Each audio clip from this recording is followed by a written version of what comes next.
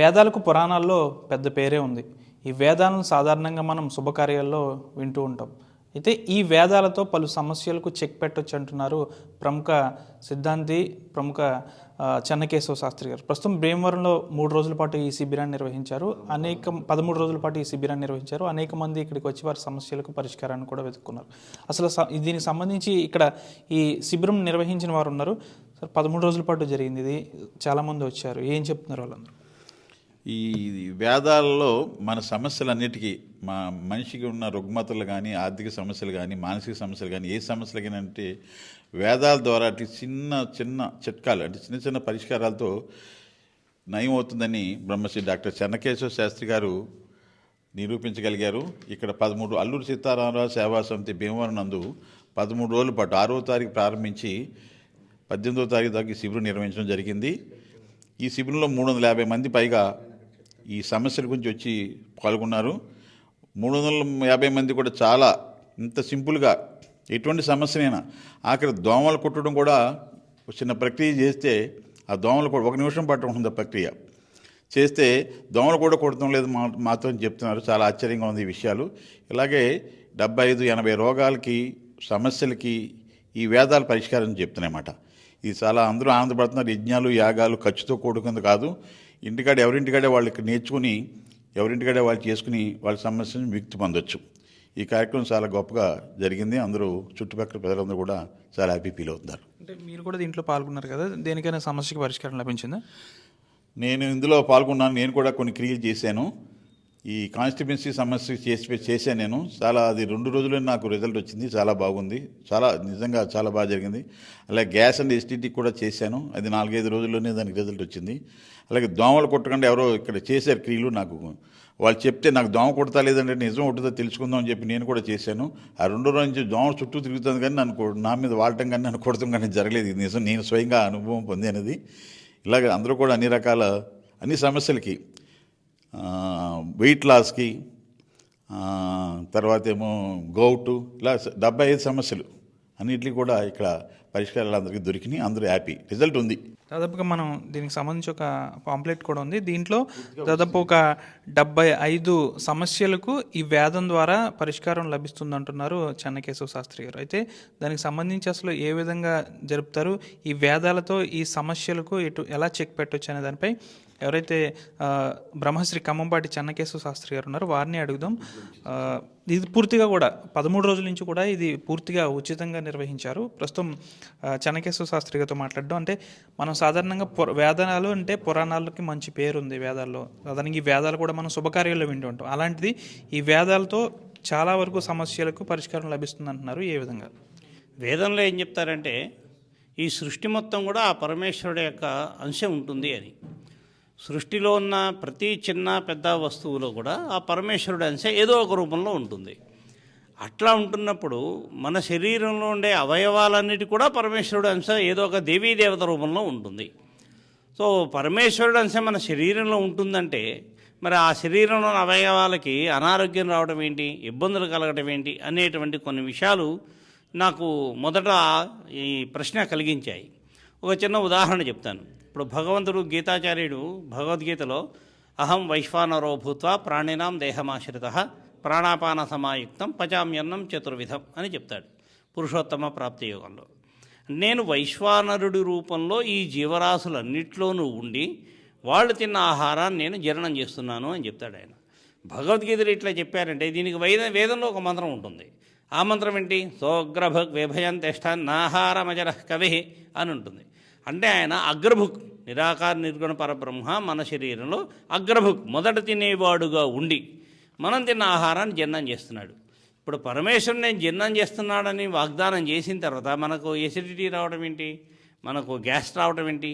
So దీనికి ఏమిటి ప్రక్రియ అని బాగా పరిశోధన చేసినప్పుడు ఈ పరమేశ్వరుడు వైశ్వానరుడు అంటే అగ్ని రూపంలో మన పొట్టలో ఉంటాడు, మన శరీరంలో ఉంటాడు. దాన్ని జఠరాగ్ని అంటాం. ఈ జఠరాగ్ని ప్రదీప్తం చేయాలి. ఇప్పుడు గ్యాస్ అంటే ఏంటి? అగ్ని కట్టెలు పోయింది అనుకోండి, దాంట్లో 4 కట్టెలు పెట్టాము, మంట బాగా మండుతుంది. 20 కట్టెలు వేస్తే మంట అయిపోతుంది, పొగ వస్తుంది. గ్యాస్ అంటే కూడా అంతే. మన శరీరంలో అగ్ని బాగుంటుంది, దానికి అనవసరంగా ఎక్కువ పదార్థాలు లోపలికి పంపిస్తుంటే అది మండడం ఆగిపోతుంది. దీనికి ఏంటి ప్రక్రియ? ఏదైనా మన ఇంట్లో ఉండే గ్యాస్ స్టవ్ తీసుకోవాలి, ఆ గ్యాస్ స్టవ్ శుభ్రం చేసుకోవాలి. ఉదయం స్నానం చేసిన తర్వాత ఈ ప్రక్రియ చేయాలి. గ్యాస్ స్టవ్ తీసి శుభ్రం చేసుకోవాలి. పక్కన చిన్న గిన్నెలో ఆవు నెయ్యి పెట్టుకోవాలి. మందార పూలు కానీ ఎర్రటి పూలు కానీ తీసుకొచ్చుకోవాలి. మందార పూలు దొరికితే కనుక ఒక 6, 18, 20 అట్లా ఒక పువ్వు తీసుకోవడం, ఆ ఆవు నెయ్యి తాకించడం, ఆ మంట మీద వేయడం, ఒక్క అడుగు వెనక జరిగి నిలబడాలి. అంటే ఆ పువ్వు దగ్ధమవుతుంటే వచ్చే పొగ పీల్చకూడదు, దానివల్ల అనారోగ్యం వస్తుంది. అది దగ్ధమవుతుంటే దండ పెట్టి నిలబట్టమే, మనం ఏమీ చేయక్కర్లా, ఏ దేవుడి పేరు తలుచుకోకల. అట్లా బాగా తీవ్రత ఉంటే 18 పూలు 24 పూలు వేస్తుంటే 3 రోజుల్లో ఎన్ని సంవత్సరాలుగా గ్యాస్ట్రిక్ ప్రాబ్లం ఉన్నా తగ్గిపోతుంది.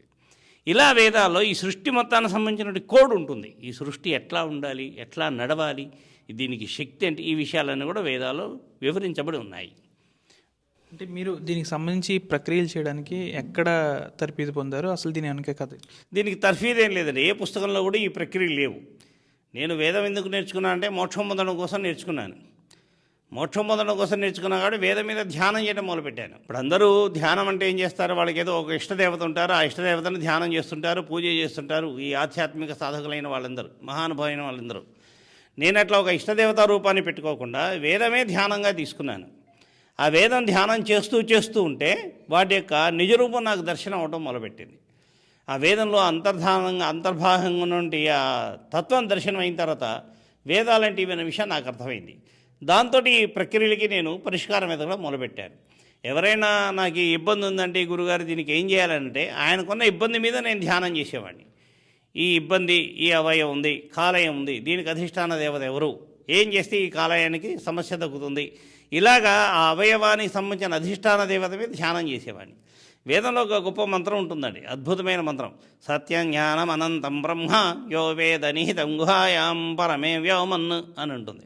అంటే అదే సత్యం, ఏదైతే సత్యమో అదే జ్ఞానం, ఆ జ్ఞానం అనంతమైనది, అదే నిర్గుణ బ్రహ్మ. ఇప్పుడు మనకు ఒక సమస్య వచ్చింది, కాలయానికి సంబంధించిన అధిష్టాన దేవత మనకు తెలియాలి, లేదు హృదయానికి సంబంధించిన అధిష్టాన దేవత ఎవరో మనకు తెలియాలి అంటే ఈ ఒక్క మంత్రంతో బాగా ధ్యానం చేస్తే ఆ తత్వం అంతా మనకు బోధపడుతుంది. కాబట్టి ఇవన్నీ కూడా 10 సంవత్సరాలు 12 సంవత్సరాల పాటు వేద మీద ధ్యానం చేసి నిరంతర ధ్యానంతో ఈ ప్రక్రియలను కనుగొనడం జరిగింది. మీరు ఈ పాంప్లెట్లో ఇచ్చిన దాదాపు ఒక 75 సమస్యలకు సంబంధించి హాస్పిటల్స్ చుట్టూ తిరిగినా కూడా చాలా వరకు కూడా నయం కాని సమస్యలు కూడా దీంట్లో ఉన్నాయి. అలాంటి వాటికి కూడా మీరు పరిష్కారం చూపుతానంటున్నారు. అంటే ఇప్పటికి కూడా చాలామంది వచ్చారు, వాళ్ళు కూడా ఏమైనా పరిష్కారం అయింది? ఇక్కడికి వచ్చినటువంటి అందరూ లబ్ధి పొందిన వాళ్ళేనండి. ప్రతి వాళ్ళ సమస్య పరిష్కారమైంది. అంటే మీకు ఊహించని ఒక సమస్య చెప్తాను. ఈ క్యాంపులోనే మేము సక్సెస్ చేసాం. ఇప్పుడు వయసు మళ్ళిన తర్వాత అంటే 50 ఏళ్ళు 60 ఏళ్ళు దాటిన తర్వాత మూత్రం ఆపుకోవడం చాలా కష్టంగా ఉంటుంది.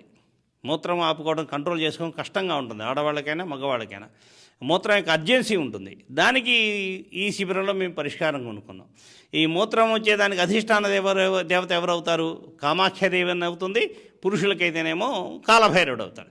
ఇప్పుడు కామాఖ్యాదేవి ఫోటో పెట్టుకొని దానికి ఒక అగరబత్తి చూపించి, కామాఖ్యాదేవి అంటే ఏంటి? యోని రూపంలో కామాఖ్యాదేవి ఉంటుంది. యోని అంటే ఏంటి? సృష్టి. యోనిలోంచి మొత్తం సృష్టి ఏర్పడింది. కాబట్టి సృష్టి యొక్క సంఖ్య 11. ఆ కామాఖ్యాదేవి ఫోటో పెట్టుకోవడం, దానికి అగరబత్తి చూపించడం, 11 గుంజీలు తీయడం. వయసు మళ్ళిన వాళ్ళు గుంజీలు ఎందుకు ఇస్తారండి అనే ప్రశ్న రావచ్చు. అప్పుడు 2 చేతులతో చెవులు పట్టుకొని తలకాయ ఉంచితే అది సరిపోతుంది. అట్లా 11 సార్లు తలకాయ ఉంచి ఒక సున్నుండ దాన్ని నైవేద్యం పెట్టి అది తినేస్తే 2 రోజులు ఆ సమస్య తగ్గిన వాళ్ళు ఉన్నారు. మొత్తం 4 చేశారు, 4కి ఆ సమస్య పరిష్కారం అయింది. దాదాపు దీంట్లో చాలా వరకు క్యాన్సర్కి సంబంధించి రకాలు దోమలు కొట్టుకుని ఉండవు అంటారు. అంటే క్యాన్సర్కి సంబంధించి కూడా మీరు దీంట్లో క్యాన్సర్ సంబంధించి కూడా మనం వేదాల్లో వీటికి పరిష్కారం ఉందండి. ఇప్పుడు వేదం ఏం చెప్తుందంటే నారాయణం మహాజ్ఞేయం విశ్వాత్మానం పరాయణం అని వేదం ఉంటుంది, మంత్రపుష్పంలో ఉంటుంది. అంటే దీని అర్థం ఏంటి? మనం తెలుసుకోవలసిన అద్భుతమైన జ్ఞానం ఏమంటే ఈ సృష్టిలో ప్రతి వస్తువులో నారాయణుడు ఉన్నాడు. అది మనకు తెలియాలి. నారాయణుడు ఉన్నాడని ఉపన్యాసం చెప్పడం కాదు, ఆ నారాయణుడు మనం చూడగలగాలి. అది వేదం చెప్పేది. ఇప్పుడు కాళికాదేవి అవతారం ఉంది. ఈ కాళికాదేవి అవతారం ఏంటి?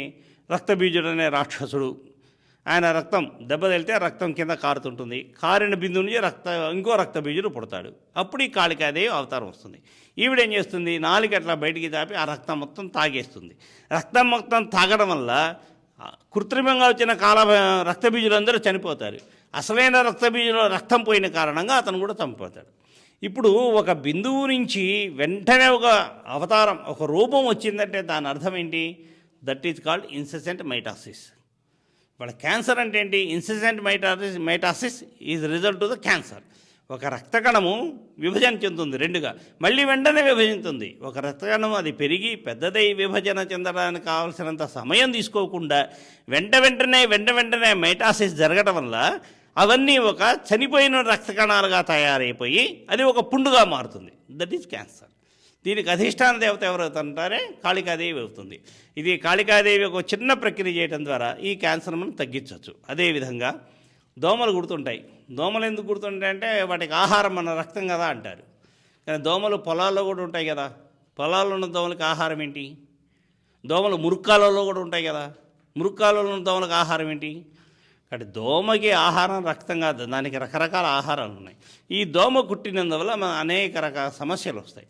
మనం ఏం చేస్తాం? దోమని మన ఒంటి మీద వాలగానే అది ఎక్కడ కుడుతుందో అని భయంతో చంపేస్తాం. అది కుట్టకముందే చంపేస్తాం. అది చంపిన వెంటనే మిగిలిన దోమలని మనకు వస్తుంటాయి. వేదం ఏం చెప్పింది? సృష్టిలోని ప్రతి దాంట్లో భగవంతుడు ఉన్నాడు. ఆ దోమలో కూడా నారాయణుడు ఉన్నాడుగా. మరి నారాయణుడు ఉన్న దోమను మనం ఎట్లా కుడుతున్నాం, ఎట్లా చంపుతున్నాం దాన్ని? ఈ విధంగా మనకి దోమల మధ్య ఒక శత్రుత్వం ఏర్పడిపోయింది. ఈ శత్రుత్వం పోతే దోమ మనం కొట్టదు. దీనికి ప్రక్రియ ఏంటి? ఇది రక్తాన్ని పీల్చేది కాబట్టి కాళికాదేవి ఫోటో పెట్టుకోవడం, ఒక అగరబత్తి చూపించడం, ఒక అట్టిపండు నైవేద్యం పెట్టి, అమ్మ దోమలను కుట్టకుండా చూడు తల్లి అని దండం పెట్టుకోవాలి. ఎవరైతే ఈ ప్రక్రియ చేస్తారో వాళ్ళని కొట్టవు. దోమలు వాళ్ళ దగ్గరకు వస్తాయి, వాళ్తాయి. కుడుతుందని భయంతో చంపారా మళ్ళీ కొడతాయి. జీవహింస చేయటం అనేది మహాపాపం. అంతకన్నా పాపం అనేది ఈ సృష్టిలో లేదు అని వేదం చెప్పింది. దోమ చిన్నదైనా, నల్లి చిన్నదైనా, జలగ చిన్నదైనా అవి మనం కుడుతున్నాయని వాటిని చంపడం మొదలుపెడితే అది మహాపాపం.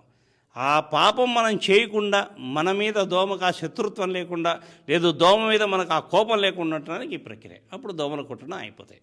అంటే చాలా వరకు కూడా పాములు మనుషులకు హాని చేస్తాయని పాములు కూడా చంపుతూ ఉంటాం మనం. అంటే అది కూడా జీవహింస, అది కూడా తప్పే. ఏదైనా జీవహింసే. సృష్టిలో నీకు ప్రాణం పోసే శక్తి నీకు లేనప్పుడు ప్రాణం తీసే హక్కు నీకు లేదు. ఇట్లా ప్రతి జీవికి, ప్రతి జంతువుకి ఒక అధిష్టాన దేవత ఉంటారు.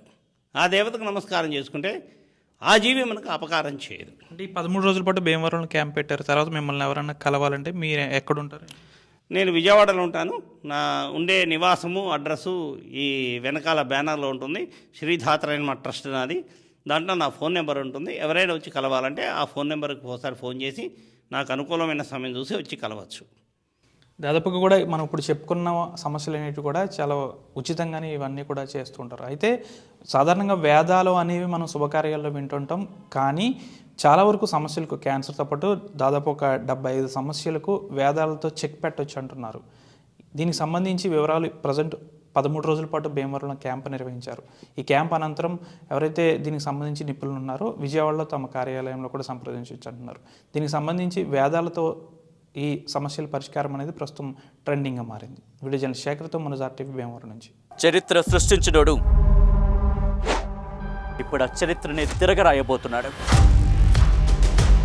అబద్ధాల గోడల్ని బద్దలు కొట్టి నిజాలను రాగా మీ ముందుంచబోతున్నాడు. నిజమైన వార్తల కోసం వెంటనే డౌన్లోడ్ చేసుకోండి రా యాప్ని.